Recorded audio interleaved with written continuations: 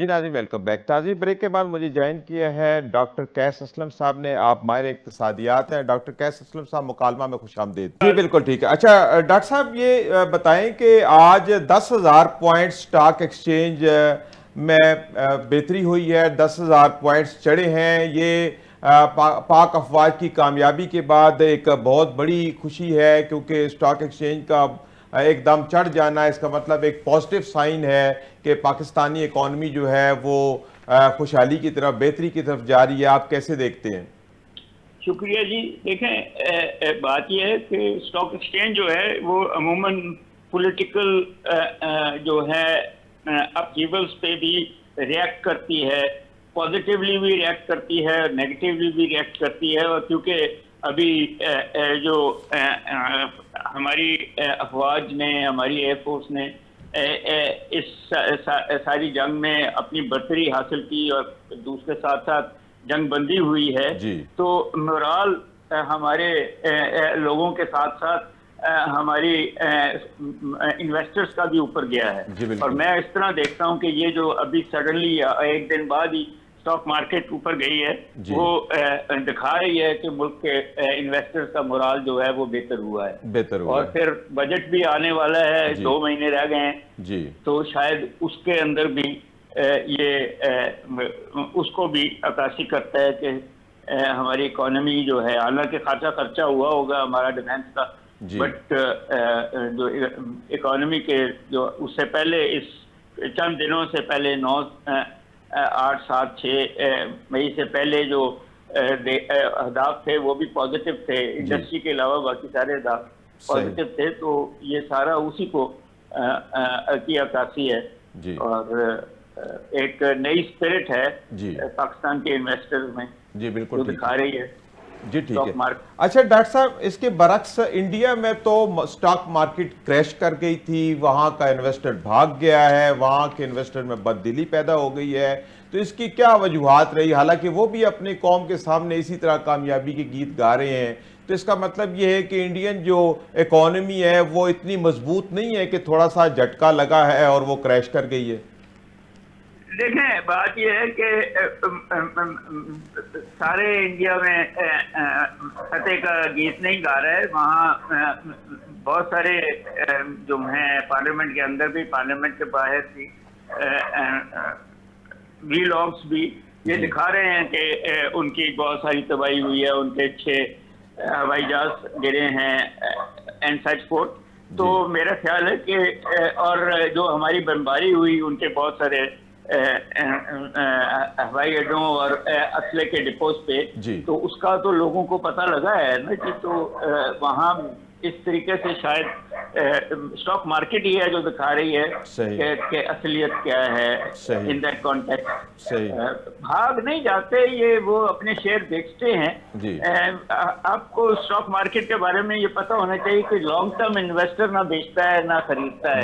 ये छोटे इन्वेस्टर्स हैं जो रोज के रोज ऊपर लेके जाते हैं या नीचे लेके जाते हैं, और वही हैं जो जिसको कहते हैं मैन ऑन द स्ट्रीट है, और उनको असलियत का पता होता है चीजों का।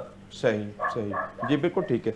अच्छा ब्रिगेडियर मुश्ताक साहब, आप क्या समझते हैं कि जो भारत की तरफ से दहशतगर्दी का आमने सामना है, इसका कोई हम सदेबाब नहीं कर पा रहे? हमारे तरफ से कोशिश की जाती है, हम डोजियर भी देते हैं बाहर, कोशिश भी करते हैं इसको अक़वाम आलम के सामने लाने में, लेकिन कोई ऐसा मरबूत तरीक़ाकार अभी सामने नहीं आया। हालांकि ये बात कन्फर्म है कि पाकिस्तान के अंदर जितनी भी दहशतगर्दी होती है, अभी पिछले 2 माह में बड़े बड़े वाक़यात हो गए, तो उसके अंदर उसके सारे ताने बाने जो हैं वो भारत के साथ मिलते हैं। तो आज ये मौका है कि इस वक्त चूँकि भारत दुनिया में इस वक्त बहुत ज़्यादा रुसवा हो चुका है, उसने बिलावजह पाकिस्तान के ऊपर एक इल्ज़ाम लगाने की कोशिश की जिसको वो साबित न कर सका, फिर इसी आड़ में वो हमला आवर हुआ, फिर जवाबन पाकिस्तान को भी उसका जवाब देना पड़ा। तो अभी ऐसी कोई सूरत हाल क्या देखते हैं कि हमें अपनी कोई कैंपेन करना चाहिए, सफारती तौर पे हमें आगे आना चाहिए, किस तरीके से हम अपनी मजलूमियत के बारे में भी बता सकें कि जो इंडिया बात कर रहा है कि वो यहाँ पे सर्जिकल स्ट्राइक के लिए आता है, हालांकि असल में जो दहशतगर्दी है वो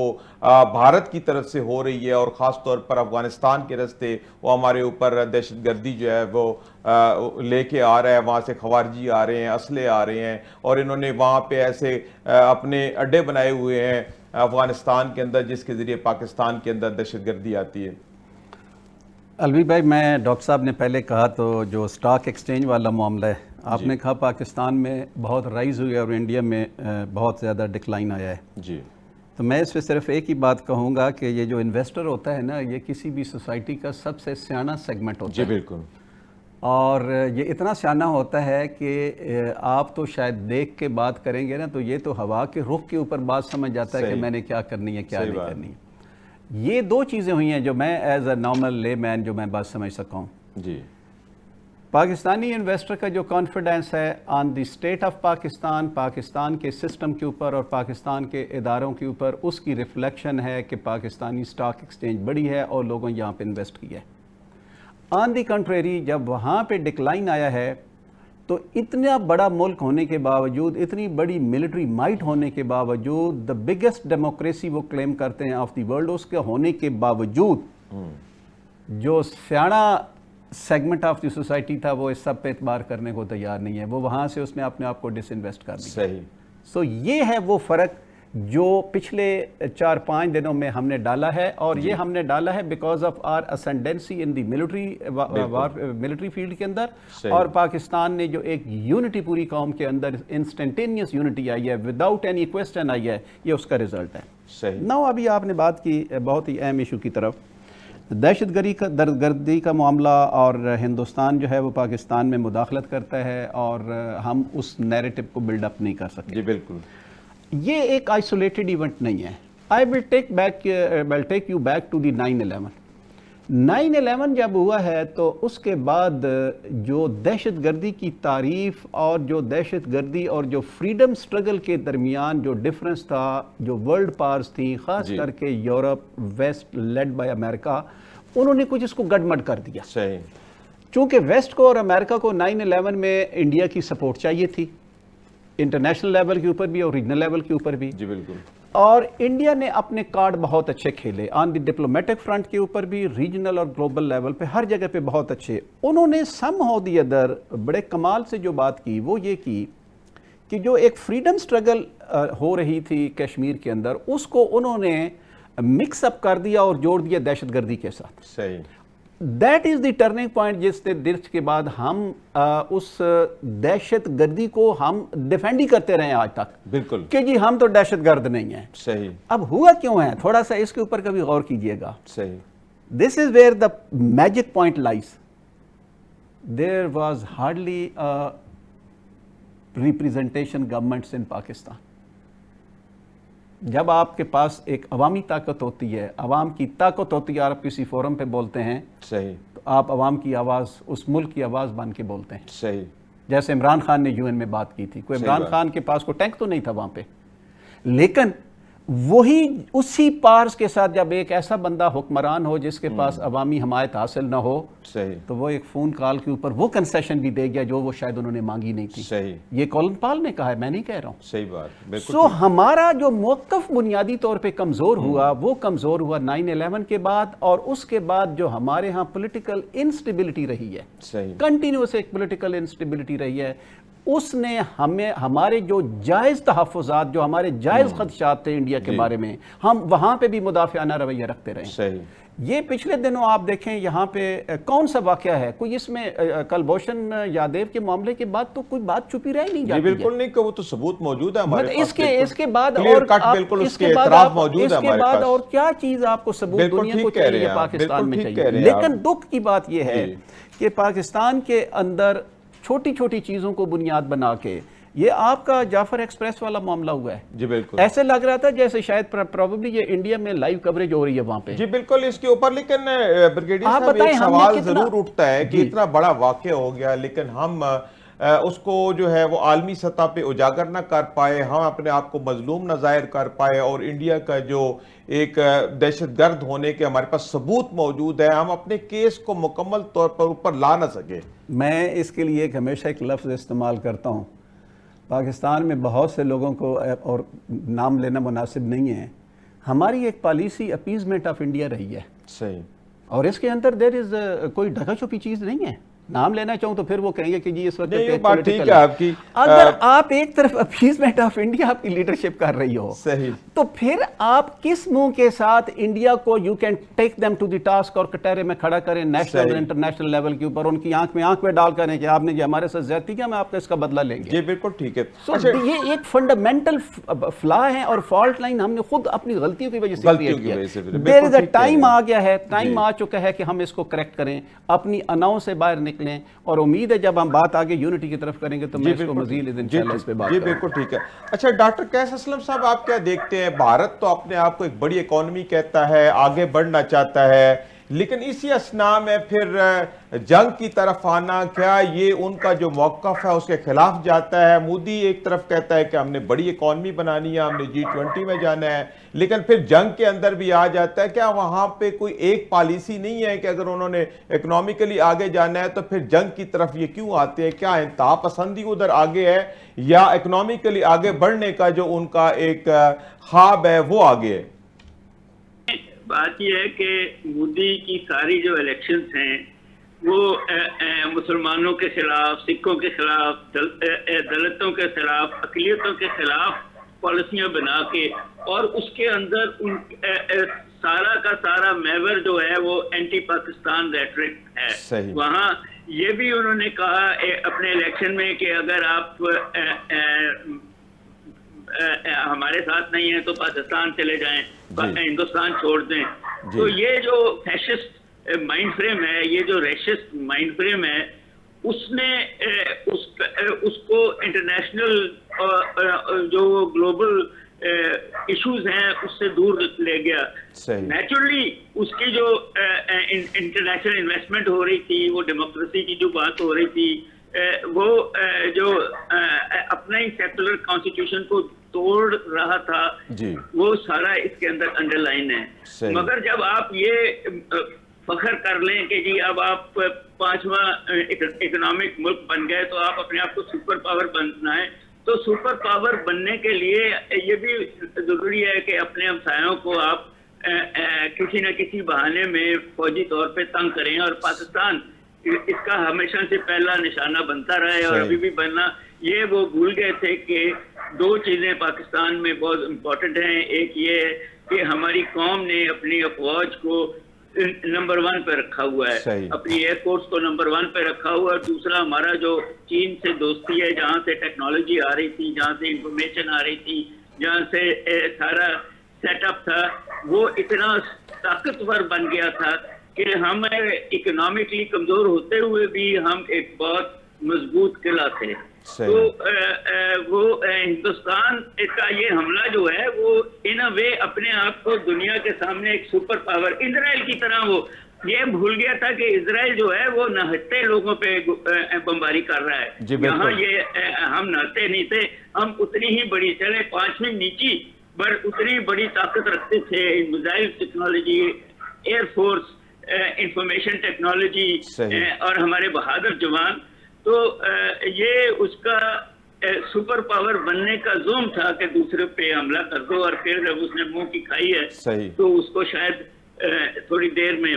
دوسری بات جو میں امپورٹنٹ سمجھتا ہوں کہ یہ نہ بھولیے گا کہ سب سے زیادہ 624 ملین غربت کی لکیر کے نیچے جو لوگ رہتے ہیں وہ ہندوستان میں رہتے ہیں. جی بالکل، اس میں کوئی شک نہیں، بالکل آپ صحیح کہہ رہے ہیں. اور جو ملک اپنے اتنی ساری آبادی کو غربت کی لکیر سے نہ نکالے اور وہ کہے کہ میں وہ ہوں سپر پاور، اور پھر اس نے دیکھ لیا کہ سپر پاور اس طرح نہیں بنتے. سپر پاور اس وقت بنتے ہیں جب ساری قوم جو ہے وہ خوشحال ہوتی ہے. جی بالکل اور ٹھیک ہے. اس کو یہ پیسہ اپنی قوم پہ خرچنا. جی بالکل ٹھیک ہے ڈاکٹر صاحب، آپ کا موقف آ گیا، بالکل ٹھیک ہے. بریگیڈیئر مشتاق صاحب، یہ اس وقت جو مارکا ہوا ہے ہمارا بھارت کے ساتھ، یہ ان کے لیے تو بہت ہی ایک پریشان کن صورتحال ہے. ہم نے ٹیکنیکلی جو ہے ان کو پچھاڑ کے رکھ دیا ہے، اور عالمی اداروں نے بھی اس بات کی تصدیق کی ہے. دی ٹیلی گراف کا مضمون بھی آپ نے پڑھا ہوگا. تو ٹیکنیکلی پاکستان اتنا سٹرونگ ہے، انف سٹرونگ ہے، تو اس کے لیے اب یہ کہنا کہ یہ جو ابھی مارکا ہوا ہے یہ بیسیکلی ٹیکنالوجی کا مارکا ہوا ہے. جی الوی بھائی، بات یہ ہے کہ پاکستان اتنا سٹرونگ ہے اب ڈیفائن کرنا پڑے گا اسٹرینتھ کیا ہوتی ہے. جی کیا اسٹرینتھ یہ ہے کہ آپ کے پاس 50 جہاز ہیں تو میرے پاس بھی 50 ہوں گے تو میں اسٹرانگ ہوں, آپ کے پاس 100 ٹینک ہے تو میرے پاس بھی 100 ہوگا تو میں اسٹرانگ ہوں. لیکن اب تو یہ صورتحال بدل گئی ہے. دی آنسر از نو. دنیا کے اندر ایسی ایسی جنگیں لڑی گئی ہیں جہاں پہ سپیریئر مائنڈ اور سپیریئر جو ڈاکٹرین ہے اس نے بڑے بڑے جو طاقتور سو کال طاقتور نومیریکلی تھے ان کو ڈیفیٹ دی ہے. بالکل یہ ایگزیکٹلی پچھلے 4-5 دنوں میں پاکستان اور انڈیا کی جنگ میں ہوا ہے. پاکستان نے ان کو ڈاکٹرین کی سٹیج کے اوپر جو مائنڈ کی جنگ تھی, جو ایک ڈاکٹرین کی سوچ کی جنگ تھی, ہم نے انڈیا کو سکوئرلی شکست دی ہے. اس کو ماننا پڑے گا, دنیا مان رہی ہے. کیا ان کے پاس ٹیکنالوجی نہیں تھی؟ بالکل ہے. کیا ان کے جو میزائل تھے یا کیا رافیل وغیرہ تھے, کیا وہ تین گرنے سے دیکھیں نا, تین گرنے سے کیا بتی جو باقی ان کو بدوائیں لگ گئی ہیں؟ کیا جو ان کے پاس میگ 29 اور سخوئی تھے اور جو معراج انہوں نے لیٹسٹ ورژن جو چیزیں خریدی ہوئی ہیں, کیا وہ سارے جو ہیں وہ نیوٹرلائز ہو گئے ہیں؟ The answer is know. Actually ہوا یہ ہے کہ میں جب ڈاکٹرینل کی بات کروں تو اس میں میں دو کی بات کروں گا. ایک تو ٹیکنالوجیکل جب ڈاکٹرینل تھی وہ میں نے آپ سے پہلے کہا کہ الیکٹرانک وارفیئر کے اندر جو ایک سپریمیسی سی اسپیکٹرم میں, الیکٹرانک وارفیئر کے اسپیکٹرم کے اندر جو سپریمیسی تھی وہ ہم نے جنگ سے پہلے حاصل کی, اس کو جنگ کے دوران استعمال کیا اور انڈیا کے ایسٹ کو تباہ و برباد کر. صحیح. دوسری بات جو سب سے بڑی اہم ہے, انڈیا یہ سوچ رہا تھا کہ شاید وہ وار آف ایٹریشن لے کے جائے گا, پاکستان اکنامیکلی کمزور ہے, پولیٹیکلی فریگمنٹڈ ہے اور ریشو جو فورسز کی ہے وہ 1:5 6 3 7 ہے, میں ان کو بالکل ایک تو برباد کر دوں گا. صحیح. یہی انہوں نے ایک کنونشنل اور ایٹریشن والی بات کی. اب دیکھو دس از اگین بات میں کر رہا ہوں ڈاکٹرین کی بات ہے. صحیح. وہ ایک کنونشنل وار کو پرولونگ لے کے جانا چاہتے تھے, ڈیٹرنس کی وہ ایک جو ہے پاکستان کے اوپر وہ جو انویژن والا کانسیپٹ پاکستان کو انٹیمیڈیٹ کرنا چاہتے تھے. پاکستان نے کیا کیا؟ پاکستان نے کہا نو جی مودی صاحب, وہ جو آپ کہہ رہے تھے نا جو تھریش ہولڈ ہے وہ آئے گا 20 دن کے بعد, وہ ہم تھریش ہولڈ آپ کو اگلے 4 دنوں کے اندر لے کے دکھائیں گے. جو ہی وہ تھریش ہولڈ کو آپ نے ایڈوانس کیا اور اس تھریش ہولڈ کو ایڈوانس کرنے کے لیے آپ نے جو relentless barrage of missile fire کیا ان کے اسٹریٹجک انسٹالیشنز کے اوپر, that actually turn the table on the Indian side. اس نے انڈین جو ملٹری لیڈرشپ تھی اور پولیٹیکل لیڈرشپ تھی, مجھے کہنے دیں, مجھے یقین کریں کہنے دیں کہ وہ ایک مینٹل پیرالسس میں چلے گئے. جی جی. میں اس کو تھوڑا سا اور لنک کروں گا آپ کے ساتھ. آپ نے ایک دفعہ وہ ٹیلی گراف کی سنا ہوگا کہ جو وہ انڈین کا جو بیری بیڑا ہے وہ آ گیا اور وہ انویسٹ کر رہا ہے. ہاں جی بالکل. لیکن صورتحال ساری بالکل بدل گئی. تھوڑا سا اس کو وہ انویسٹ کر رہا ہے کراچی کو. جی بالکل ٹھیک ہے. اب کیا ہوا, کسی نے ان کو کوئی خط بھیجا تھا, لو لیٹر بھیجا تھا کہ آپ اپنا بیڑا واپس لے جائیں. جب انہوں نے دیکھا تھا کہ S-400 ہمارا تباہ ہو سکتا ہے, براموس کا ڈیپو تباہ ہو سکتا ہے, ہمارے رافیل تباہ ہو سکتے ہیں, ہم اس طرح کی جنگ بالکل نہیں لڑ سکتے. جو ان کا بحری بیڑا, جسٹ ون سینٹنس, جو ان کا بحری بیڑا اس وقت ان کی اسٹرینتھ کے طور پہ کراچی کو انویسٹ کرنے آیا تھا, الوی بھائی وہ اس وقت ان کی ولنریبلٹی بن گیا. انہوں نے کہا اگر ہم وہ لوز کر سکتے ہیں تو شاید ہمیں یہ بھی لوز کرنا پڑ جائے. جی بالکل ٹھیک کہہ رہے ہیں آپ. اچھا ڈاکٹر قیس اسلم صاحب, اس وقت کیا صورتحال دیکھتے ہیں کہ آپریشن بنیان المرصوص کے بعد اب پاکستان اکنامکلی کہاں کھڑا ہے, ہمیں کچھ جو نقصانات ہوئے ہم کس طرح فوری طور پر ان کو پورا کر سکتے ہیں؟ دیکھیں میرا یہ خیال ہے کہ یہ جو اسلحہ چلا ہے وہ تو ہم نے پہلے سے خریدا ہوا تھا. اب صرف اس گیپ کو فل کرنا ہے اور تو کوئی نقصان نہیں ہوا اس طریقے سے. ان کے چھوٹے چھوٹے ڈرون یا ایک آدھ میزائل ادھر ادھر گرا ہے, مگر ہمارے کوئی انسٹالیشنز کو کوئی نقصان نہیں ہوا, ہمارے شہروں کو کوئی نقصان نہیں ہوا. تو اس لیے ہمیں صرف یہ بجٹ کو بڑی عقل مندی سے اپنی انڈسٹریل کمپلیکسز, اپنی ملٹری ایکسپینڈیچرز, اپنے سول ایکسپینڈیچرز کو کم کر کے اپنے ڈیولپمنٹ ایکسپینڈیچرز اور ملٹری ایکسپینڈیچرز کو زیادہ کرنا پڑے گا اور اتنا ٹیکس اکٹھا کر لینا پڑے گا جو ہم چاہتے ہیں کہ امیروں کو ٹیکس لگا دیا جائے. تو چیزیں اس لیول پہ بیلنس آؤٹ ہو جاتی ہیں جو ہو جانی ہیں. اس لیے ہم پہلے بھی سوچ رہے تھے کہ 10% ڈیفنس بجٹ بڑھا دیں, تو وہ بڑھا بھی دیں گے. 15% تو قوم اس پہ راضی ہو جائے گی. جی بالکل. تو میرا نہیں خیال کہ کوئی ہمارا اس لیول پہ ہے. صرف جو بات میں نے پہلے بھی کی ابھی بھی کر رہا ہوں کہ جب تک آپ اپنی انڈسٹری کو ڈیورسیفائی نہیں کریں جی گے، یہ تو بنیادی ضرورت ہے، بالکل آپ صحیح کہہ رہے ہیں، بالکل آپ کی بات بالکل ٹھیک ہے۔ اچھا بریگیڈیئر صاحب، پوسٹ آپریشن بنیان المرصوص آپ کیا دیکھتے ہیں سچویشن میں؟ ہمیں کتنا چوکنا رہنا چاہیے؟ چونکہ ہمارا دشمن بڑا شاطر ہے، اس کے اوپر ٹرسٹ نہیں کر سکتے، تو کیا کیا اقدامات کرنے چاہیے اور ہمیں کتنا چوکنا رہنا چاہیے؟ الوی بھائی، میں بیشتر اس کی کہ پوسٹ آپریشن انوائرمنٹس پہ ہوں، میں تھوڑے سے 2-3 کمنٹ پہلے کرنا چاہوں گا۔